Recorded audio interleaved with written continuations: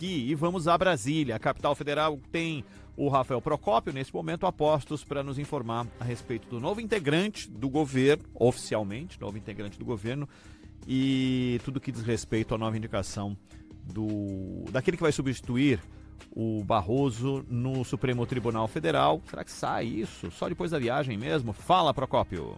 Boa tarde, Ronald. Boa tarde, Zaidan. Ótima terça-feira para vocês e para todo mundo que está aqui com a gente na Rádio Bandeirantes.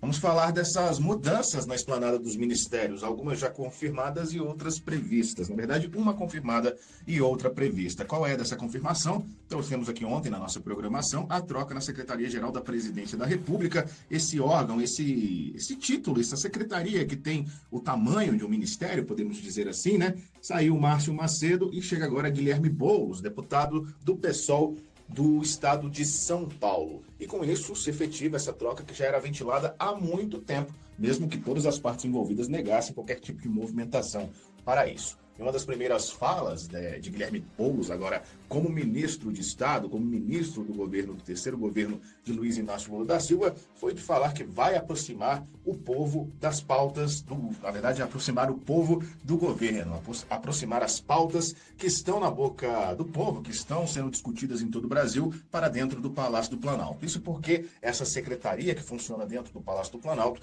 tem justamente esta função de ligar o Palácio do Planalto, o Poder Executivo, as pautas sociais, e Guilherme Boulos tem todo um histórico de ligação com diversas pautas sociais, em especial o MTST. Então essa troca que já era veiculada, já era ventilada há muito tempo, finalmente saiu do papel nesta segunda-feira e, é claro, também já aproxima o governo Lula de todos os trâmites, de todas as articulações para as eleições gerais do ano de 2026. Outra possível modificação, muito provável, na verdade, na esplanada dos ministérios, deve acontecer na Advocacia Geral da União. Isso porque o atual AGU, Jorge Messias, deverá ser o próximo indicado do presidente Lula para o Supremo Tribunal Federal. Isso porque, durante esse mês de outubro, acompanhamos aqui, trouxemos na nossa programação, o ministro Luiz Roberto Barroso, ex-presidente do STF, agora ex-membro do STF, pediu a aposentadoria e deixou uma vaga ali na Suprema Corte. Temos agora 10 ministros e não 11 para fazer o plenário completo. E cabe ao presidente da República fazer a indicação do novo membro para a Suprema Corte Brasileira. E deve ser Jorge Messias, apesar de ontem ter acontecido um encontro entre Lula e Davi Alcolumbre, presidente do Senado Federal, que fez aí uma campanha, podemos dizer assim, para Rodrigo Pacheco, ex-presidente do Senado, que era um dos cotados aí para assumir essa vaga no Supremo Tribunal Federal.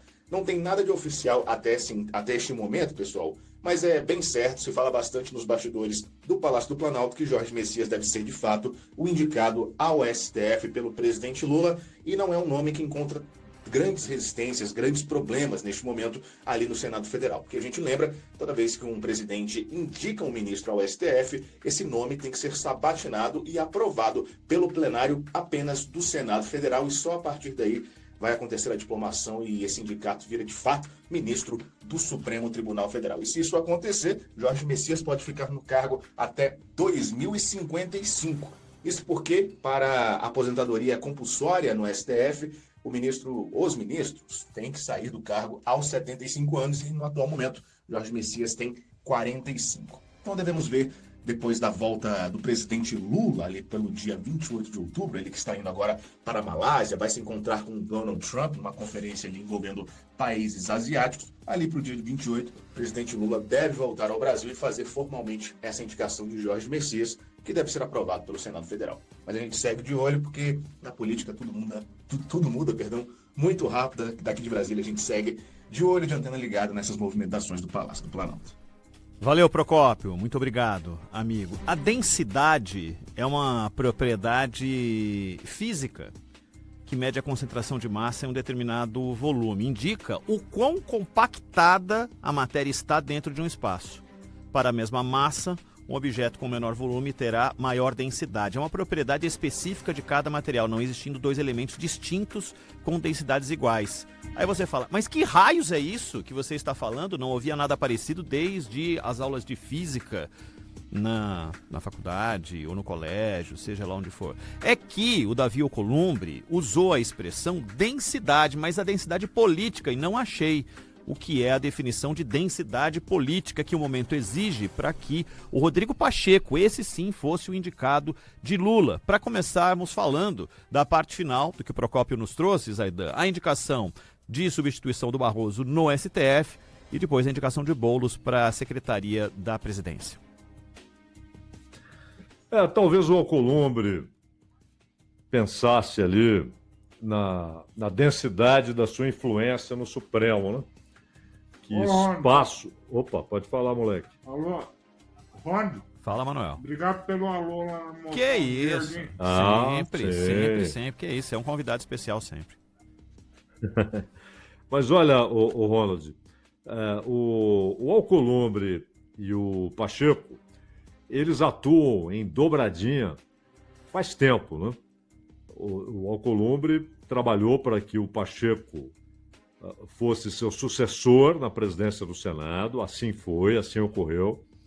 E o Pacheco trabalhou para que o Alcolumbre voltasse à presidência, e assim foi, assim aconteceu. E eles trabalham juntos. O Rodrigo Pacheco tem sido, desde o ano passado, incentivado publicamente pelo Lula a se candidatar ao governo de Minas Gerais.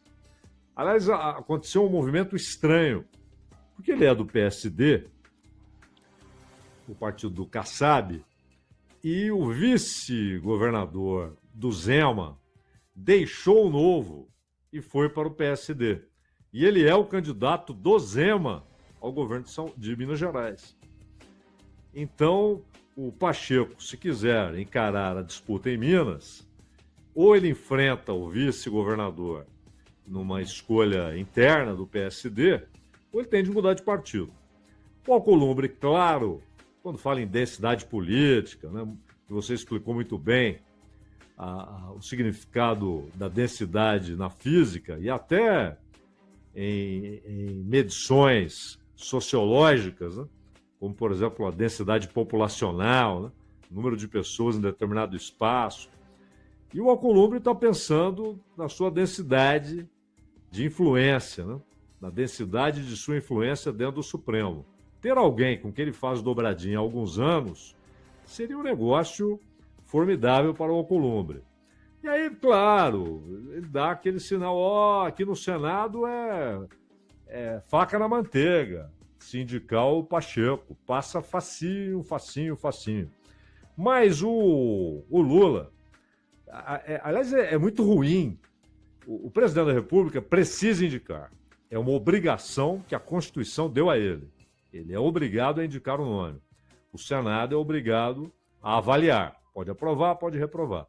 Mas qualquer outra pessoa, além do presidente da República, fazer campanha, indicar, é um negócio complicado. Porque, por exemplo, amanhã o Alcolumbre pode estar enfrentando um processo no Supremo. É muito ruim.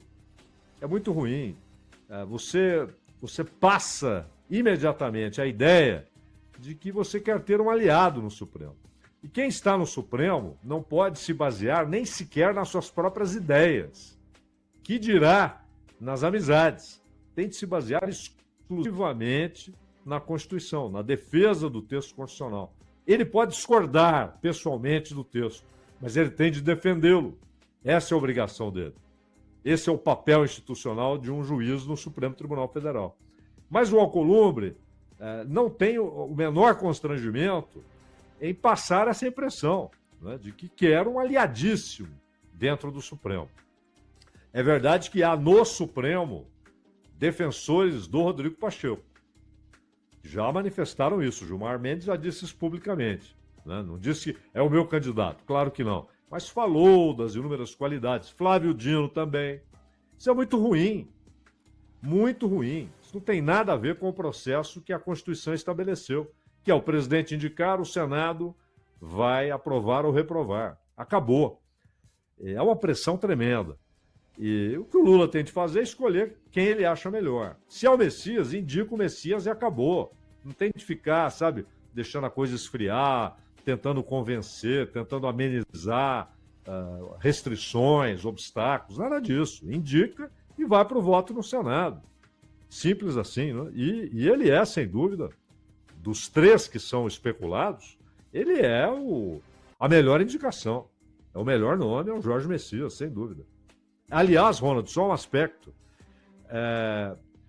Senadores que formam aquilo que convencionou-se chamar de bancada evangélica, há na Câmara e há no Senado. Esses senadores estão fazendo campanha pelo Messias. Mas aí não tem nada a ver com afinidade política, ideológica, nada disso. Mas porque é cristão como eles, né? E por isso eles têm defendido o Jorge Messias, o que aumenta muito a chance de uma aprovação sem sustos, né? Porque mesmo integrantes de partidos que não são base do governo podem, por outros motivos, votar no Jorge Messias. Por afinidade.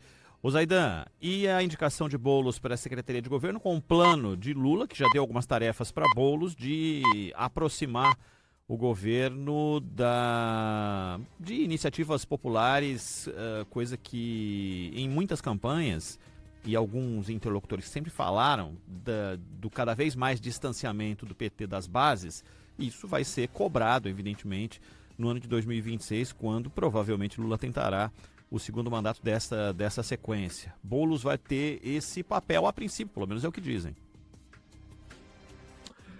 E é preciso saber também o que o Boulos projeta para si, né, em 2026. Ele vai ser candidato à Câmara dos Deputados, vai tentar uma reeleição, vai tentar outra vez o cargo majoritário, que ele ainda não conseguiu, né? E tentou a presidência, tentou a Prefeitura de São Paulo. Agora, o Márcio Macedo, que não esconde que quer ser candidato do PT ao governo de Sergipe, ele fez um trabalho muito tímido na secretaria. Muito tímido. Mas é verdade também que era um momento de baixíssima popularidade do governo. Então, era muito simples jogar em cima do Márcio Macedo a responsabilidade por atos esvaziados. Talvez hoje ele conseguisse muito mais gente, né? Porque hoje é um outro cenário em termos de popularidade para o Lula. Mas o Márcio Macedo realmente fez um trabalho tímido. O Boulos vai fazer essa ponte, claro, entre o governo e movimentos sociais. Não significa que o Boulos tenha afinidade com todos os movimentos sociais. O MST, ou parte do MST, tem muitas restrições ao Boulos. Ideológicas. Muitas restrições ao Boulos. Há vários movimentos populares que enxergam no Boulos um mero reformista. E apesar do seu engajamento na questão da moradia. É isso que o aproximou, que fez dele um integrante do movimento social. Mas há muitas restrições às suas posições como deputado. Mas ele vai fazer muito mais barulho que o Márcio Macedo. Isso é indiscutível. Ele vai, provavelmente, conseguir realizar essa missão com muito mais facilidade, de aproximar o Lula, ou reaproximar o Lula de movimentos sociais. Mas há um porém. Ter alguém do PSOL no governo, você tem a Sônia Guajajara, tal, mas o partido determinou que ela era uma exceção. Mas, porque em tese, nenhum problema. Você tem gente lá que é da oposição e tem cargo no governo, partido que é da oposição e tem cargo no governo, por que não pode ter alguém do PSOL que é aliado? Nenhum problema. Mas o partido, o PSOL, tomou essa decisão. Não teremos cargos no governo. A única exceção é a Guajajara, porque é um ministério específico e ela é a pessoa certa para estar lá e tal. Ninguém mais. Se é certo, se é errado, não importa. É uma decisão, uma resolução do partido. E que está sendo atropelada.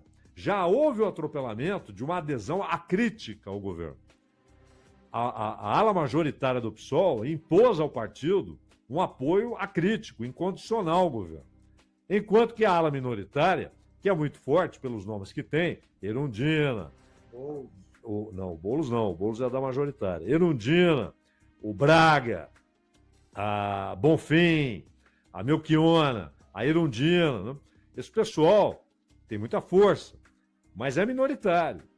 luta contra essa tendência, mas está perdendo a luta interna. A corrente majoritária aderiu incondicionalmente e agora atropela uma resolução do partido. Então isso é um problema interno do PSOL. Para o governo, não. Haverá lá um sujeito que certamente vai fazer muito mais barulho nessa aproximação do que o Márcio Macedo, né, Ronald?